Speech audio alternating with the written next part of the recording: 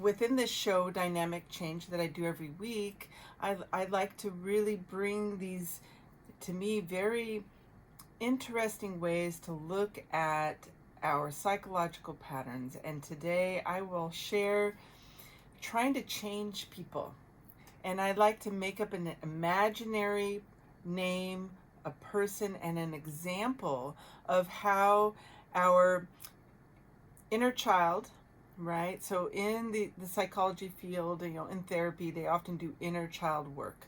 And I like to give an example of how these experiences can be manifested from your experience in childhood and move forward into your life with this pattern, right? And then so we have this pattern, and so that's that learning of how to learn how to heal the pattern, the deep desire of the psyche of the inner child. So it becomes this subconscious kind of quest in life to resolve these issues that we imprint on.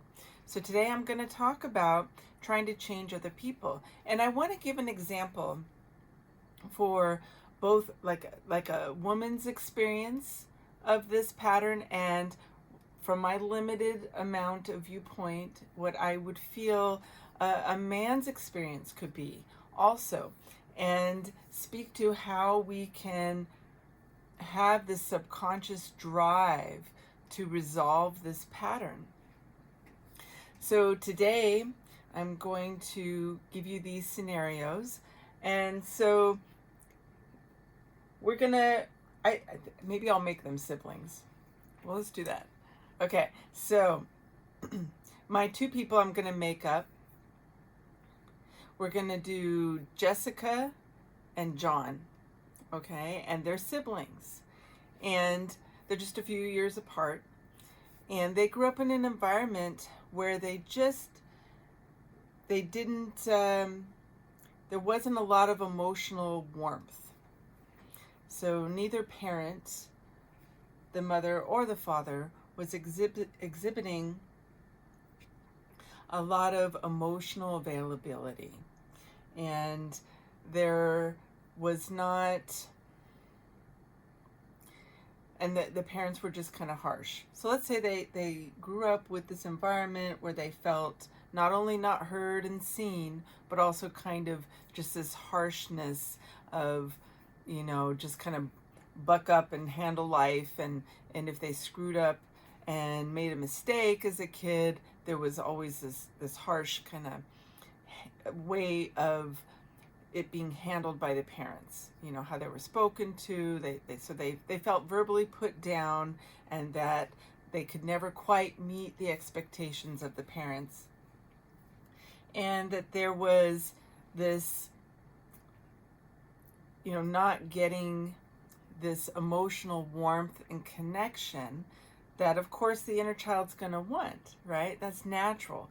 So the psyche, so I'm going to talk to the psyche of the inner child. So again, my imaginary people I'm making up today for my example is Jessica and John.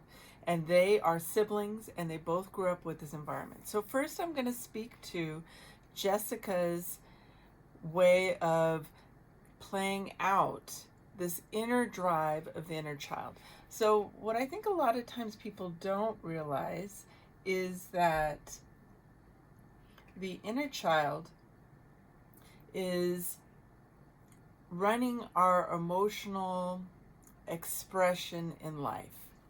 I think kind of the fallacy is a lot of times people think, okay, I'm grown up, so this is the most mature, emotionally mature, evolved part of myself that's handling life, that's interacting with life, figuring it out. But really, when you tune into the deep subconscious layers and the deep, deep, deep feelings that motivate our path in life, motivate us on the really deep levels, like with romantic relationship, with the people that we have our closest connections with, the belief patterns and the emotional baggage comes from the child.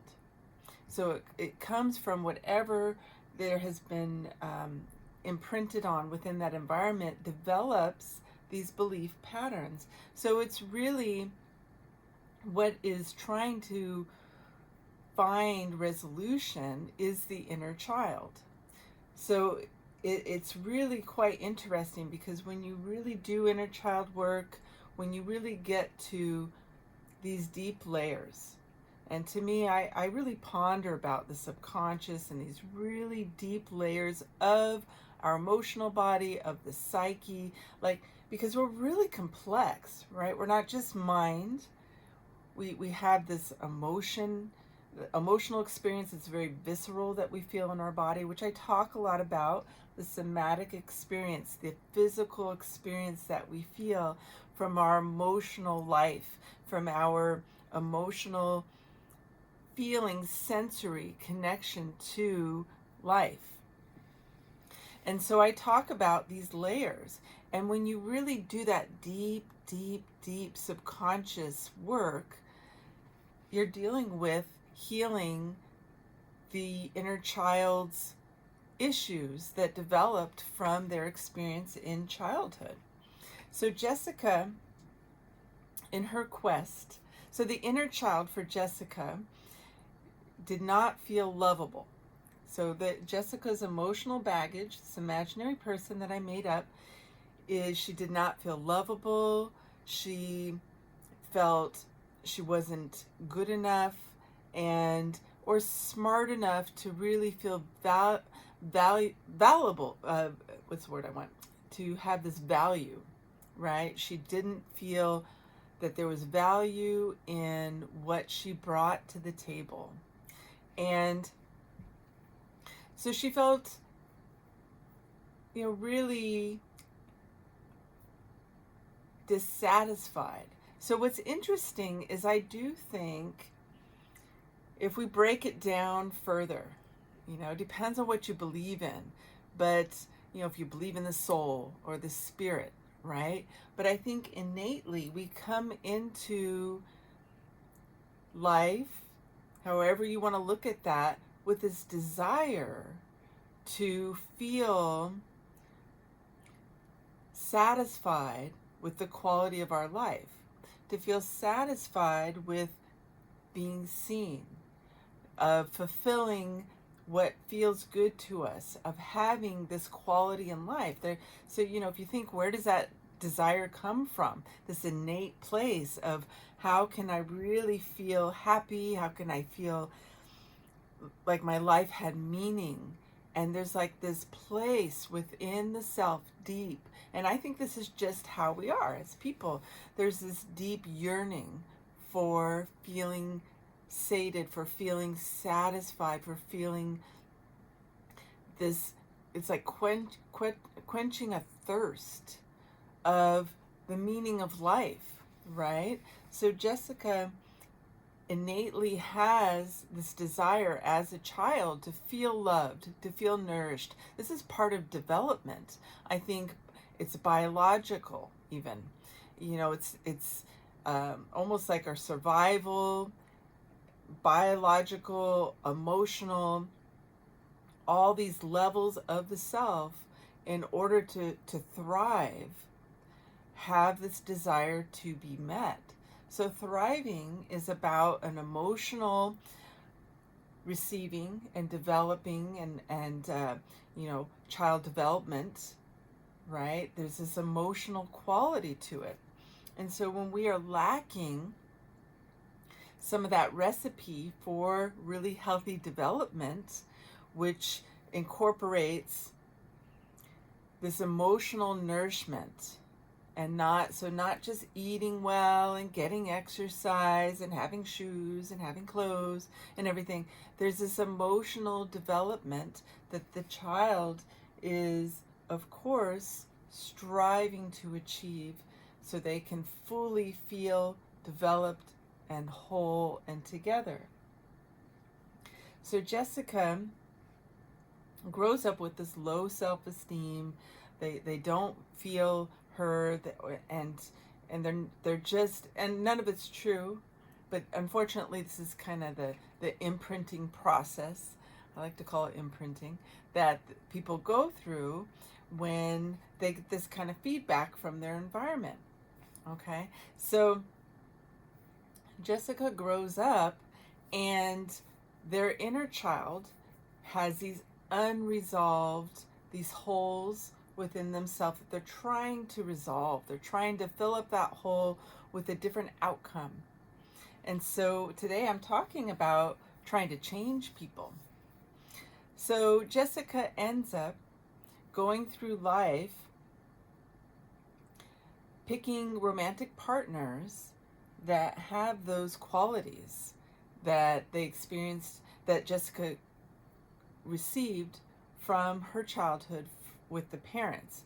So, and the reason that Jessica is picking people that are emotionally unavailable, and this is another concept I think is really important, is that for us to reach for something different, there has to be some familiarity with that. So if the psyche develops, the psyche of the child develops only understanding this kind of skewed, and I'm just going to say it's inappropriate and inaccurate, because everyone's wonderful. Everyone deserves to feel heard. Everyone deserves to feel lovable and know how amazing they are. And so when there isn't this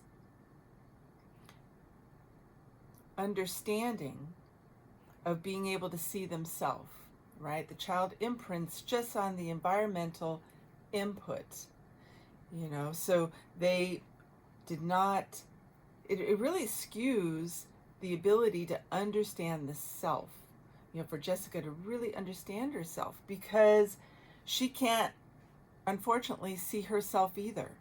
So her parents didn't see her soul, her spirit. I'm just going to say it in some different ways, because I think it's intriguing to kind of think of, like, what if we boil ourselves down to all these beautiful aspects of who we are. There's so many beautiful layers. And so this inner self of who we really are is, the soul, the spirit, the mind, the intelligence, the beautiful heart expression. These layers are all interwoven. So the parents, because they just had their own issues, were not able to see their kid and appreciate this kid that they raised, Jessica, right? So she has this inability, develops this blind spot of being able to see herself and understand herself fully, because she didn't get that reflection, that mirroring from the environment, from the parents. Okay? And so as Jessica grows up, she moves through life and she picks people that are not going to see her. And she picks, her relationships is that she is always giving too much and trying to prove her worthiness. She doesn't understand boundaries for herself. She doesn't understand how to receive. She's not understanding how to just be enough, because her parents, just the kind of information that they were giving the child, and they have their own issues. They have probably had no clue at all that this is how it affected the kid. But the kid Jessica did not feel that she was enough in life. So as she grows up, and I'm going to try to throw in some humor, because I can't help myself, because Halloween's coming and I love Halloween. And so this time of the year, fall, kind of makes me feel extra spunky. And so when she grows up and she's picking partners, let's say Jessica at work, there's someone that obviously has a crush on her. And she can tell that this person has a crush on her, but they're so nice. They are so nice, and maybe even they're really even attractive, but they're so nice that her emotional index, her Rolodex, For people that remember the Rolodexes, I do. I use those. They don't have, she doesn't have that kind of information catalog within her for someone that nice. She's like, and this is my sense of humor, this is kind of a dark humor, but what if her psyche's like, well, I can recognize how nice he is, but it's almost like, well, how boring. Isn't that terrible? But I do think that we actually, if we were to really slow our thinking down and our responses to the environment, I think sometimes when we, you know, grow up with a certain amount of input, the quest of the deep psyche, the deep subconscious of that inner child is to work that problem out and have a happier outcome, a different outcome. There's this desire, this hunger for resolution. And so that hunger is when there's something that is so much better for Jessica. She doesn't have a way to relate to it and connect with it. I often tell people, I really believe it becomes like a puzzle piece. Like if we become a puzzle, right? And our edges don't know how to fit with that really nice person. And we're like, this doesn't look anything like the puzzle I grew up with. It doesn't match, the colors don't match, the texture doesn't match, the emotional experience doesn't match, the verbiage doesn't match. So she has no way to fit with that little piece, right? And so I often find that really interesting. So how does Jessica relate to something better? And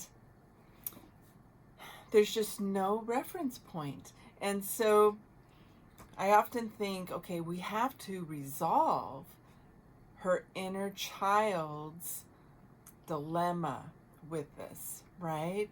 So I think, well, how can we re-educate the inner child to feel worthy, to feel lovable, to feel amazing just who they are, and that they are always enough? Because once we are able to recognize and see ourselves, then we're able to, reach for that person that's so healthy, that is not boring. That was my joke. But, is actually nourishing and so lovely and kind. But when we have no Rolodex and catalog and understanding through our experiences of that being such a good thing, how do we bridge that gap? So, Jessica keeps picking partners that are emulating the same qualities that they're wanting to resolve. The psyche wants to resolve, the inner child wants to resolve from the information Jessica got as a child from the parents of, just feeling that encouraged the low self-esteem. So the way to heal this, and I was going to save it for my first book, but because my biggest desire is to help people, I'm going to share it because I think it's brilliant. So the way to resolve that is the inner child has to realistically, Jessica's inner child has to realistically look at those parents. So realistically look at the issues the parents have, because to resolve this, Jessica's trying to recreate and change, in a sense, kind of change the people she's picking as partners, because we're wanting a different outcome. But how can you get a different outcome if you were picking the same pattern, the same type of people? And these aren't people that maybe are emotionally intelligent enough to go outside of their pattern, and they haven't worked on themselves, or they're still stuck in their own pattern. They're not going to be able to give a healthy new pattern for Jessica's inner child to learn from. So the way to bridge this is Jessica's going to have to resolve their expectations, the inner child's expectations of something different from the parents.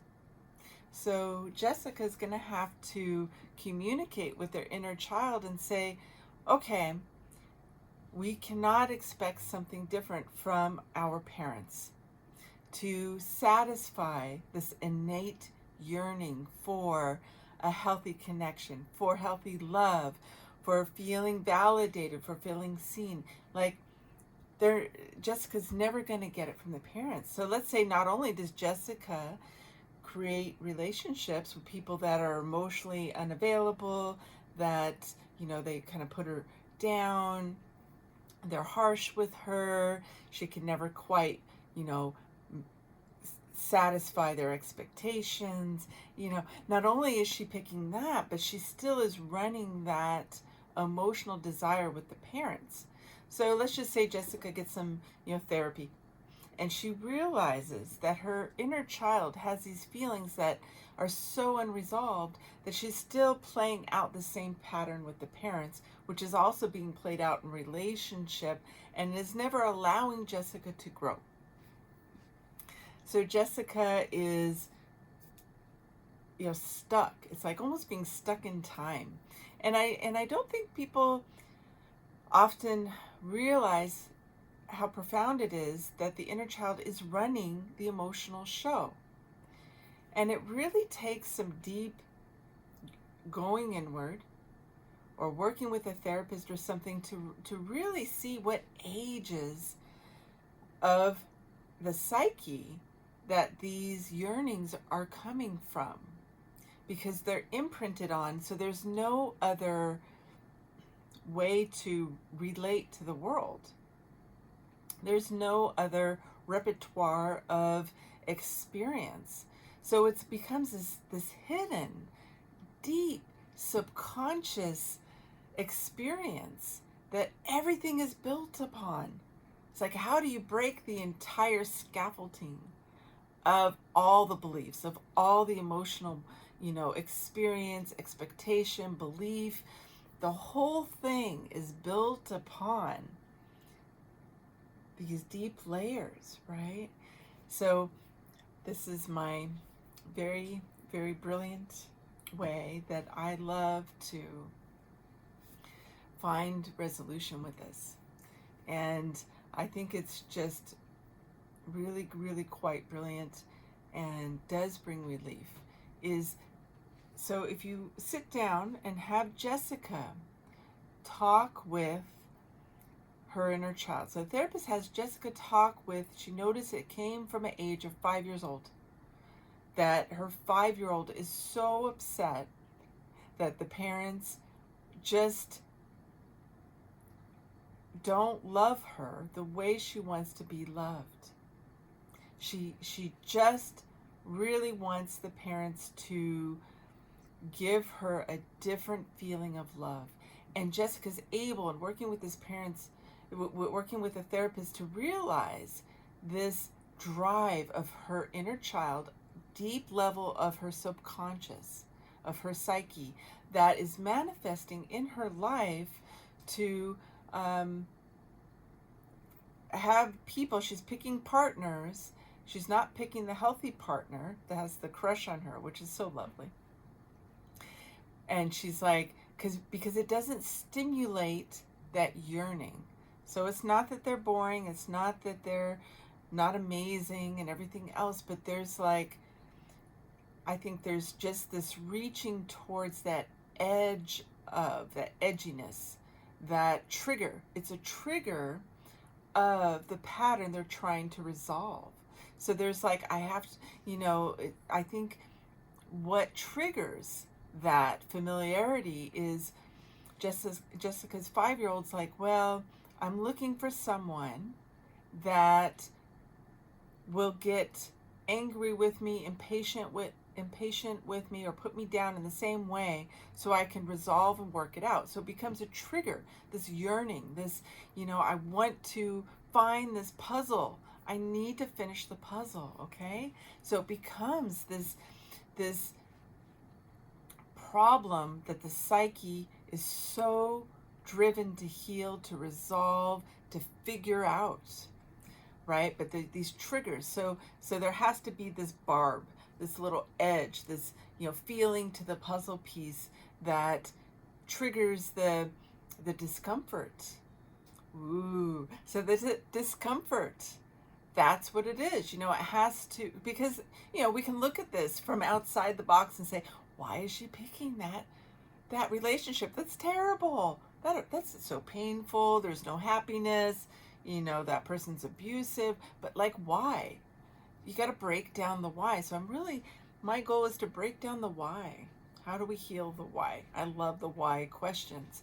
So it's like that discomfort is the trigger that is stimulating that deep, deep wound, that deep pain that wants to be healed. It's like an itch you cannot scratch. You're like, oh, I have this pain so deep down inside of me, and I just want to scratch it. I want to do something with it. It's unbearable. It just all the time. It's like having poison ivy in your psyche. So Jessica is thinking, okay, with this therapist and everything, they realize, oh, wow, that is something that, that's what's getting triggered within me, within this relationship. So to break it down, they have to look at the parents as another person. And this is something I recommend to people all the time. This was my original idea. I think it's amazing. I hope you find it amazing, because I think it's a really interesting way to free your psyche, your inner child, from how they view the parents. So if we step outside of the box, okay, and to me, I look at it kind of, for me, as a soul, I kind of look at people as, for me, it's even outside of psychology a little bit. What helps me disconnect is actually kind of looking at it from a spiritual place, if you wanted to, or even a logical place. You could be Spock from Star Trek too, but looking at a person not as the normal context of who they were in your relationship. So rather than looking at them as your parents, look at them as just people.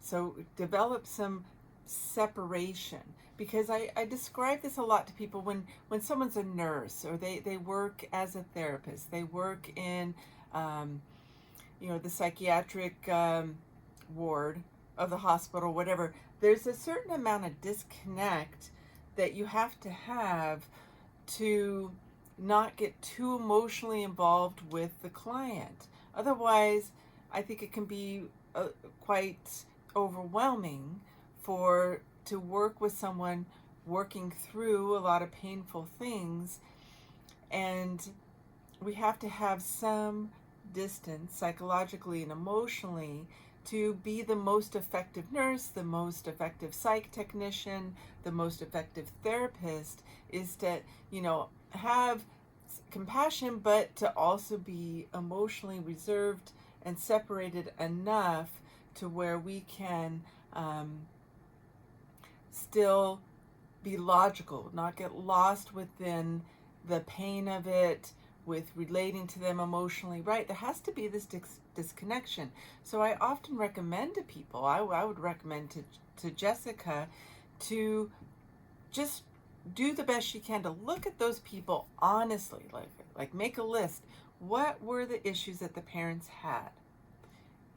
Look at their limitations. Just look at them as people, because as a child, they're bigger than God, right? They're kind of like these such paramount, they're everything the child learns from. Their input is so huge from the family setting, whatever that is made up of, that it develops the whole imprinting, the whole psyche of the child. It helps create the way they look at themselves. Their own self-identity is so built upon these people and this experience. So looking at them as just people, and listing, okay, they grew up with this, and so it affected their own distortion, right, of their own self-image and how they treated people. And maybe they didn't feel good about themselves, maybe they ended up having their own issues, maybe they drank a little too much. But you can start to see them as real people, so not these godlike people that are the parents, but these real people that are just struggling and have their own limitations.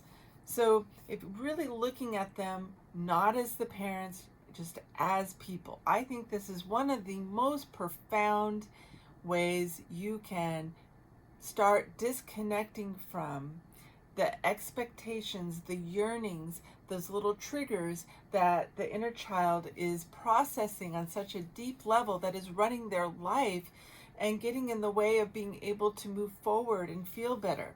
So we want the inner child to have this healing. So Jessica does this work with the therapist. They write down all the limitations of the parents and who they really were. They did the best they could, and they had some issues. And that's okay. Every generation's gonna have a certain level of consciousness and issues and things that are still getting figured out in society and life, and it's okay. But we want to learn from it and move forward and let go of that pain of that generation, of what they hadn't learned yet. Some people did learn it, some people didn't have those wounds, but there's often, I think, a certain cycle of patterns that generation, that a lot of people were still healing from, still trying to figuring out a more emotionally intelligent, gentle way or empowered way to move through life. So Jessica does this with the therapist, and then the therapist is telling her, okay, now we're gonna, after seeing all those limitations, we're gonna see what wasn't true. What they told the inner child, Jessica's inner child, about all those messages they received from the limitations of the parents. And then so they kind of break that down. And then Jessica is going to need to sit down with her inner child and say, okay, look, and this is my profound idea, is let go of, you don't have to figure out this puzzle anymore. So Jessica has to become her own parent and let go of the inner child running the show. And this is really profound work. And I found it so profound that you could do leaps and bounds of healing by doing this, by just talking with the inner child, saying, I'm the parent now. Those were the people we grew up with. They're lovely. We can love them.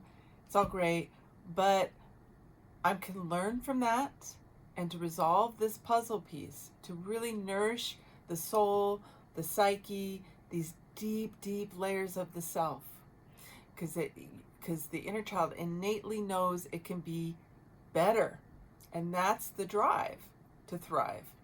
So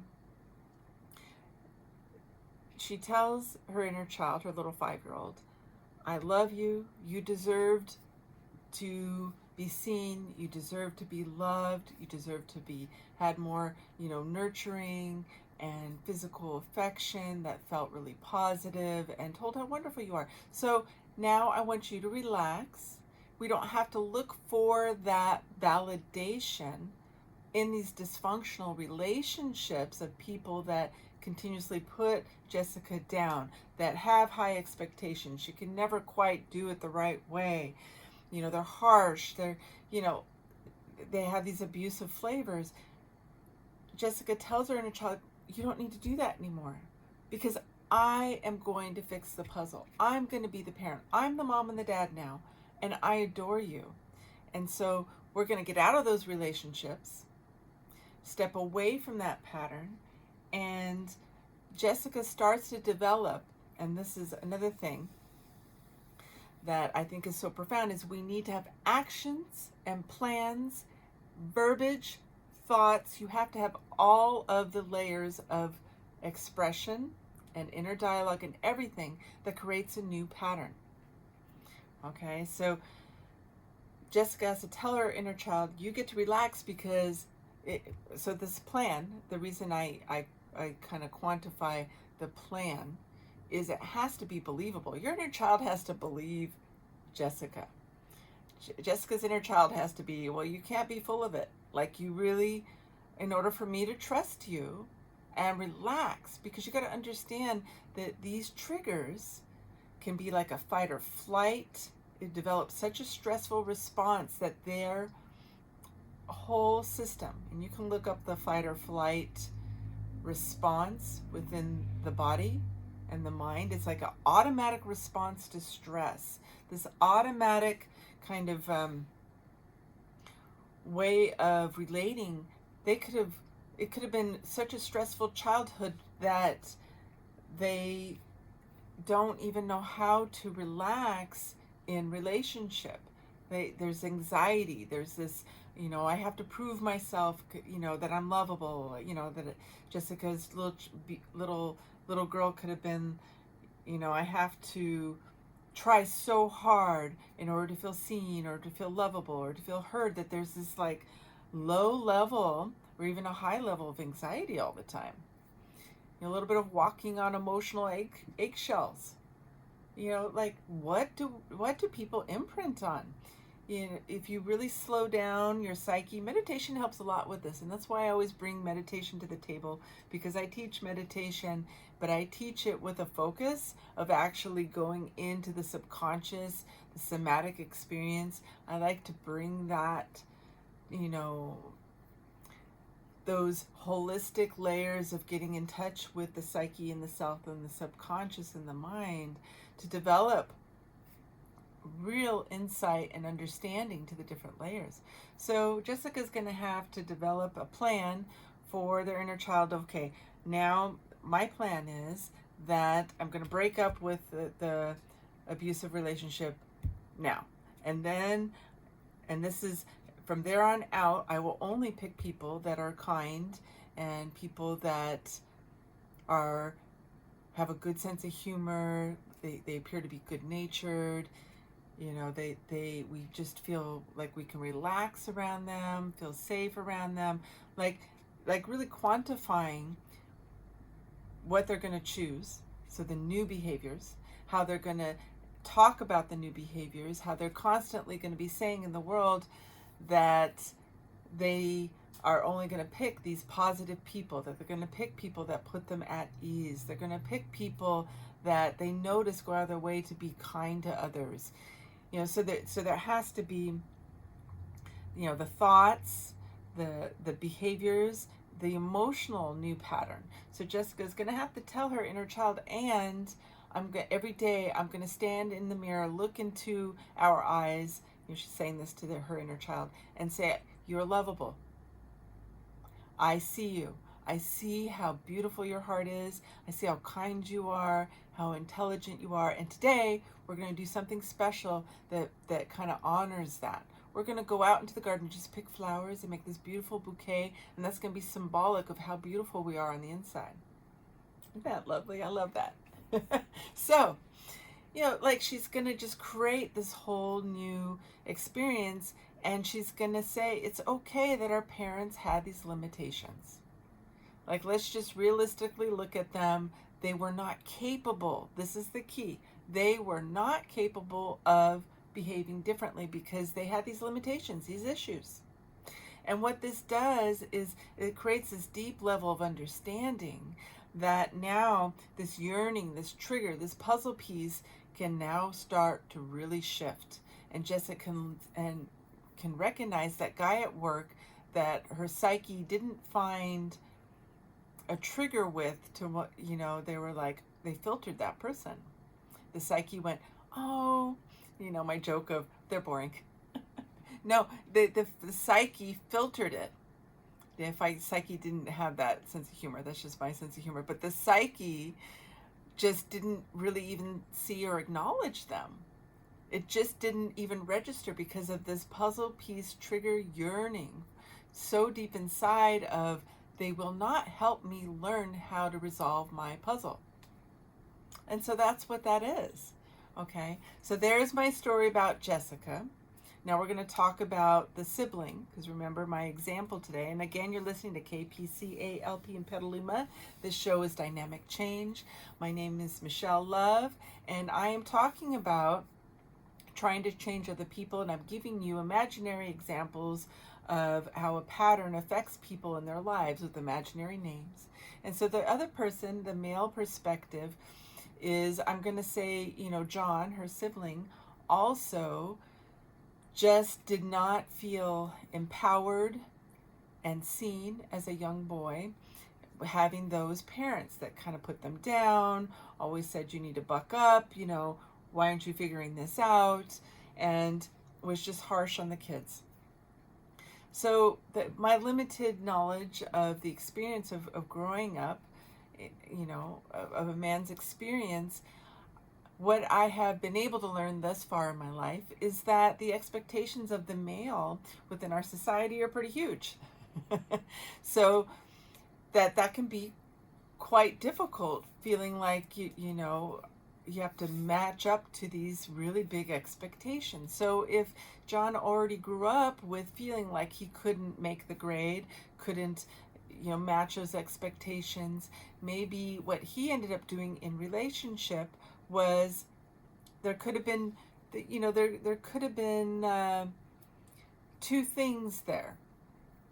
So if our inner child, John's inner child, is running the show, so his 5-year-old self is trying to resolve this pattern, and so he tends to pick maybe a partner that is kind of harsh, a little overbearing, and controlling.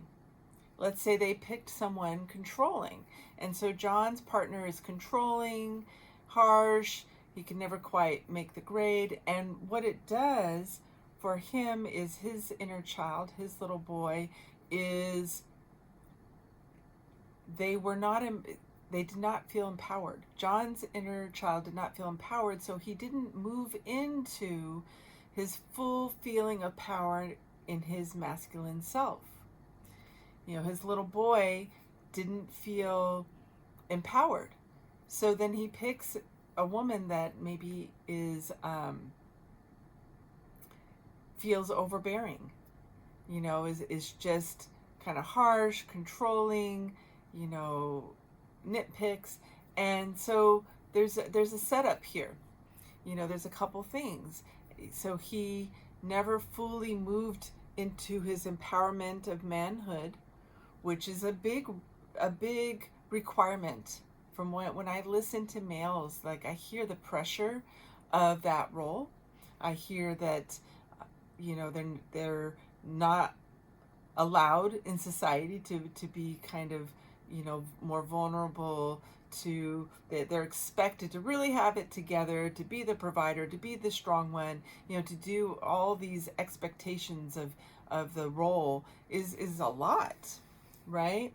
So he picks this almost like a mothering role, like he's trying to replace the mother.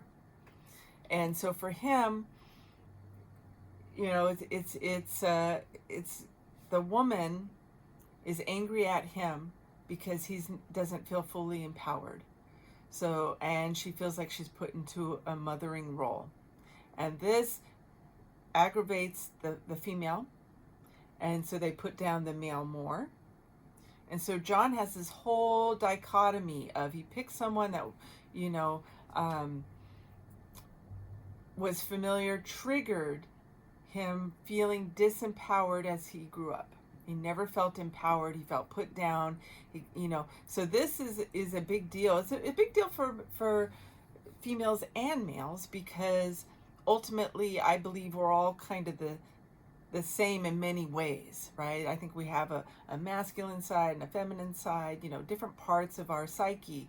But I think for a masculine, this can be really tricky, because the expectations of the male in society is to be so developed in certain ways that when they were not empowered, that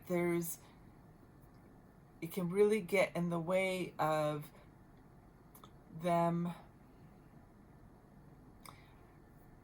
fully understanding how they can heal and move 100% into their power. Like, how do they heal that pattern, right? So he realizes, John also decided his sister Jessica, my example from before, got therapy, and he was like, okay, now he's looking at that, and he's realizing his little boy, his 5-year-old, imprinted on never being encouraged or validated for his inner strength, for his strength within his personality, that helps, I think, a male in society feel confident, feel, like they can take on those really big challenges, be the champion, all these really high expectations, be the breadwinner, all these things. And so they realize that they tend to pick partners that, made them feel small. And that was really a challenge for John. So John has this inner dialogue with his child, same thing. So I don't need to go over the same information, but does this work with his inner child and says, okay, I'm recognizing that we never felt empowered as a little boy and never felt heard, and how this has affected his response in life. So he tells his little boy, let's look at the parents, does the whole thing that Jessica did, and realizes that that wasn't true, sees the limitations of the parents, and says, we deserve to see, to feel seen, to feel empowered. And so he decides, okay, this is the new plan. I'm going to let you off the hook, and we are going to get out of that relationship that has abusive qualities. And we are going to do things that develop the masculine within him to feel empowered. So he's like, we're going to start doing martial arts, and we're going to do some sports and work out. And every day, I'm going to look in the mirror, and I'm going to talk to us and say, we're going to do things that make us feel strong, that make us feel confident, that make us feel strong in our body.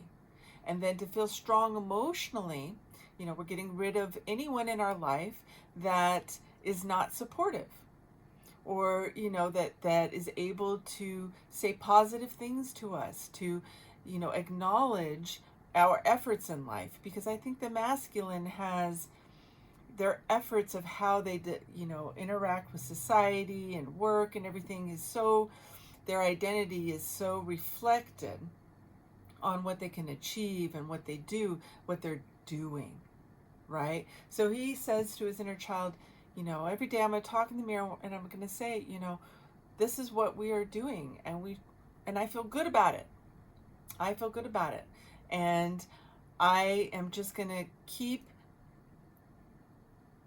putting out this understanding of how we are accomplishing what feels good in our life. And so it's not just about the societal expectations, which aren't always healthy, by the way. That pressure on the masculine is not healthy. And some of these ideas with the feminine, I don't agree with either. So I want to talk to, let's heal the old stuff and move into new stuff. So what helps him feel in his power, in his masculinity in a really healthy way, is he feels strong in his body. I think that's when I talk to the men that I'm close to, my brother, my partner, and being able to hear, their experience about the masculine's experience, I think a lot of it has to do with feeling strong in their body. I think that really encourages strength emotionally, feeling strong in their mind. Maybe John decides to take a class also, so he's exercising his mind in a way that makes him feel empowered. So he learned something that really made him feel competent and strong, and then he's doing martial arts, so he's really feeling in his body and his strength, and he's working out and he's hiking. And he's doing these things to build up the sense of self. And he had the talk with the inner child and let the inner child off the hook, and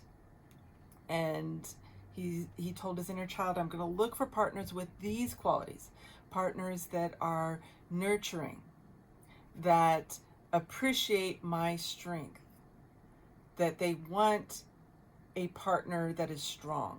Because that's another thing. He was choosing partners that kind of were in that mothering role, not a positive mothering role, but someone that was, kind of putting him down, not seeing him.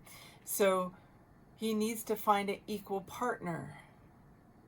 So he needs to rise up and be empowered, right? Feel in his full masculinity, and also find a woman that is confident within themselves to feel, like they don't have to be controlling, because that's the dynamic that the woman that he was, the pattern he was developing with the woman. He needs to find a woman that is confident enough within themselves, knows themselves enough where they're able to just feel in their feminine, very secure and strong within their feminine side to match the masculine. And I will do a show about that balance between the feminine and the masculine, because I think that's beautiful and what is really needed within our society, if I'm honest.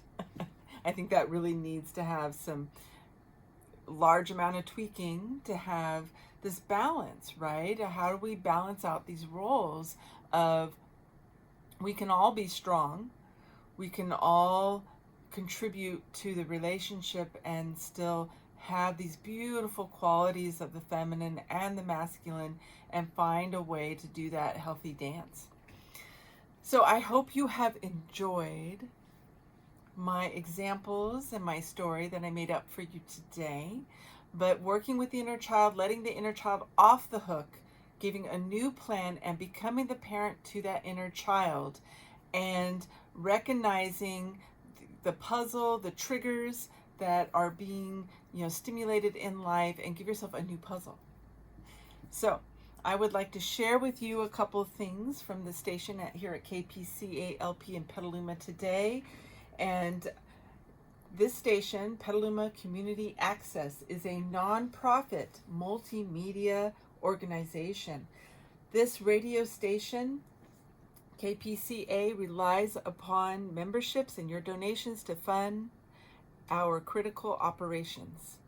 KPCA is not just a source of entertainment, but is also an important community communication resource and a critical piece of emergency response.